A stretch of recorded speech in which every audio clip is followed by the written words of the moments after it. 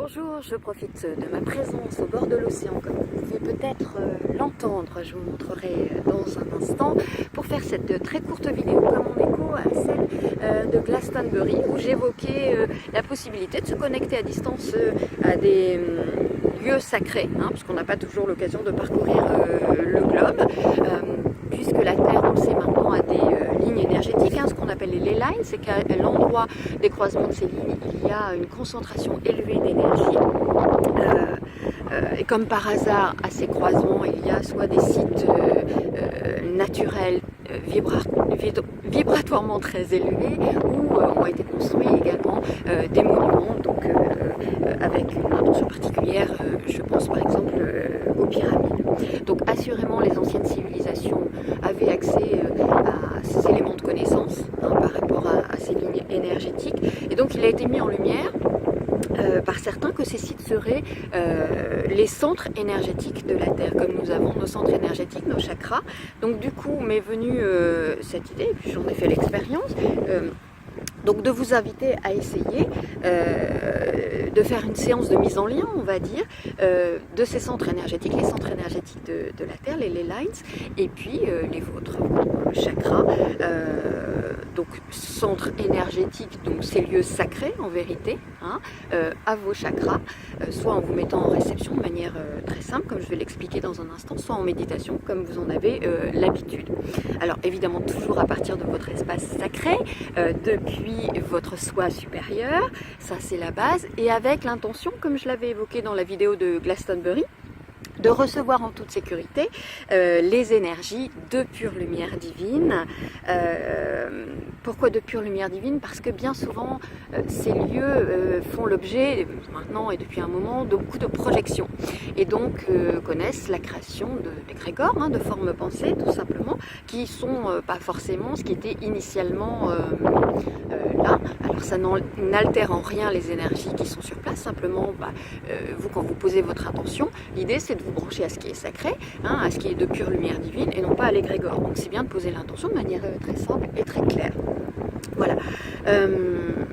C'est la base, cette recommandation-là d'intention que je suis en train de souligner sur la nature des énergies reçues. Ça vaut pour tout, pour tout ce qui est de l'ordre de la réception de l'énergie. Voilà, donc c'est très simple.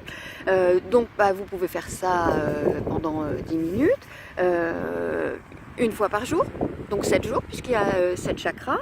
Donc je vous donne les associations, et je les noterai sous la vidéo, les associations chakras, sites sacrés.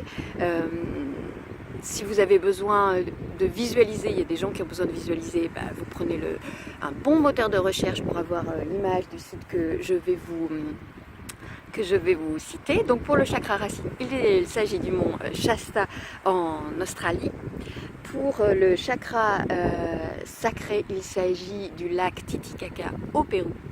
Pour le chakra du plexus solaire, il s'agit d'un site, d'un parc en Australie, c'est Uluru, j'ai toujours un peu de mal avec celui-ci, Uluru-Kata Tjuta en Australie. Le chakra du cœur, c'est le site de Stonehenge en Angleterre, vous en avez sûrement entendu parler. Le chakra de la gorge, alors c'est une zone qui va de la Grande Pyramide en Égypte à Jérusalem, au mont Sinaï et au mont des Oliviers. Le chakra coronal, il bouge régulièrement actuellement, et pour un petit paquet de temps encore, il est lui aussi à Stonehenge en Angleterre. Et pour le chakra coronal, il est au Tibet sur le mont Kailash, qui est, dit-on, le siège, la résidence de Shiva et de sa Shakti Parvati. Donc c'est vraiment l'idée du lingam et de la yoni, principe masculin et principe féminin, qui est en arrière-plan de cela. Voilà, donc je vous note tout ça en dessous, faites votre expérience, voilà. Il peut y avoir un phénomène de purification, vous pouvez ressentir aussi un mieux-être. Alors vous ressentez ou pas, ça ne veut pas dire qu'il ne se passe rien, il peut se passer effectivement un certain nombre de choses, c'est propre à chacun. En tout cas, c'est une expérience intéressante. Voilà, donc si ça vous dit, eh bien allez-y. Je vous dis à très bientôt, et puis je vais tourner la caméra pour que vous voyez. Je suis accompagnée de quelques mouettes. Il y avait tout à l'heure une colonie de crabes qui m'a joué des tours, donc j'ai refait la vidéo parce que c'était particulier. À très bientôt.